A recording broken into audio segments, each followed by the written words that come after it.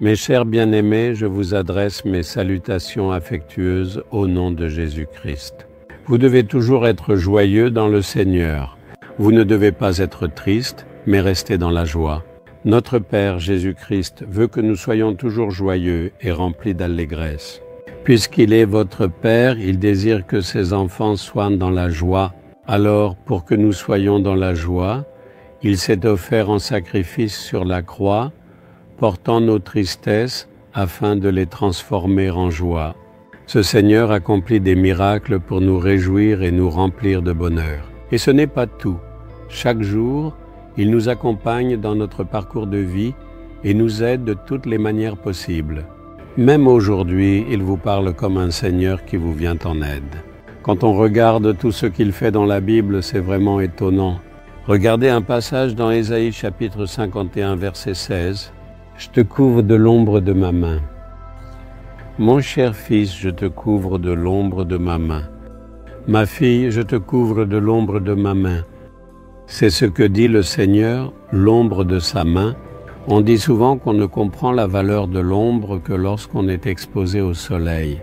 Quand on marche sous une chaleur accablante, trouver un peu d'ombre procure une grande joie, n'est-ce pas? Donc cette chaleur nous affecte, elle nous dérange. Mais dès qu'on entre dans l'ombre, on ressent immédiatement une satisfaction, une joie. Le Seigneur nous couvre de l'ombre de sa main. Quand il fait chaud, l'ombre devient essentielle, nous utilisons un parapluie. On cherche un endroit ombragé, on va sous l'ombre d'un arbre et on se sent un peu soulagé. C'est seulement quand on marche sous le soleil brûlant qu'on comprend à quel point l'ombre est essentielle. De même, le Seigneur nous couvre maintenant de l'ombre de sa main. Tout comme nous cherchons de l'ombre pour nous protéger de la chaleur et de l'intensité du soleil. De la même manière, lorsque diverses formes de mal nous oppressent dans ce monde, la main de Dieu nous couvre et nous protège, afin que nous ne soyons pas affectés. Une fois, lorsque j'étais allé à l'étranger, on m'a emmené faire un tour dans un parc. C'était un très beau parc avec un joli jardin, et ils m'y ont emmené pour le visiter. Beaucoup de gens étaient assis là en famille. Ils profitaient pleinement et étaient très heureux. Quand l'été arrive, ils sont ravis, car ils vivent dans des endroits très froids. C'est comme ça quand on va dans des pays comme les États-Unis, le Canada ou l'Angleterre. Alors, quand le soleil arrive, ils sont contents, ils s'assoient en plein soleil et passent du temps ensemble. La chaleur diffère.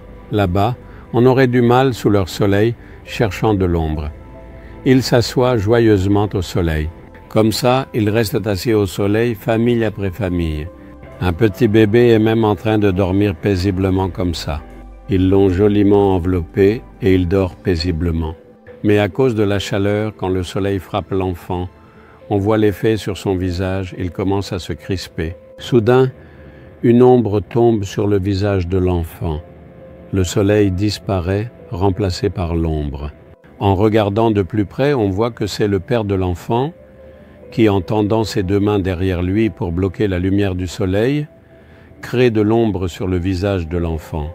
Cela dure un moment, puis quand les nuages arrivent, l'ombre s'installe naturellement. Même pendant ce court instant, le visage de l'enfant n'est pas touché ni affecté par le soleil, car le père utilise ses bras pour créer de l'ombre, permettant ainsi à l'enfant de dormir paisiblement à l'abri de la rudesse du soleil. Dès que j'ai vu cela, le verset biblique qui m'est venu à l'esprit, c'est celui-ci. « Je te couvrirai de l'ombre de ma main, dit le Seigneur. » Alors, la main du Seigneur est une grande main, une main majestueuse et immense. Avec cette main, il fait en sorte que l'ombre tombe sur nous, nous permettant d'échapper à la rudesse du soleil. C'est-à-dire que les souffrances du monde, les problèmes, les détresses, les tribulations, pour que leurs effets ne nous atteignent pas, il y a dans cette ombre une douceur, une paix intérieure, une joie agréable. C'est ainsi que le Seigneur nous conduit. Aujourd'hui, vous avez besoin de cette ombre, l'ombre de la main du Seigneur, car vous êtes blessés, vous êtes dans la tristesse. Le Seigneur donne une promesse. « Mon fils, je te couvrirai de l'ombre de ma main. Ma fille, je te couvrirai de l'ombre de ma main. Je te donnerai de l'ombre, je te protégerai et je te guiderai. dit-il. Regardez cette main, elle porte des cicatrices. Dans sa main, il y a des cicatrices causées par les clous. Ce sont ces mains percées de clous qui nous couvrent.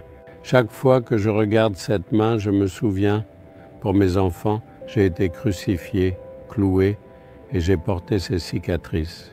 Alors, lorsque l'ombre de cette main marquée nous couvre, aucun mal ne peut nous atteindre. Maintenant, dis, Seigneur, avec cette main marquée, couvre-moi et protège-moi. Apporte cette ombre dans ma vie. Tu as dit que je serai couvert par l'ombre de ta main. Je le crois. Dis merci, Seigneur, et vois une grande joie remplira ton cœur. Seigneur, merci pour ton amour qui nous couvre et nous protège éternellement sous l'ombre de ta main. Merci pour cette main percée, cette main blessée pour nous, cette main qui a porté les cicatrices. In Jesus' name, Amen. Amen.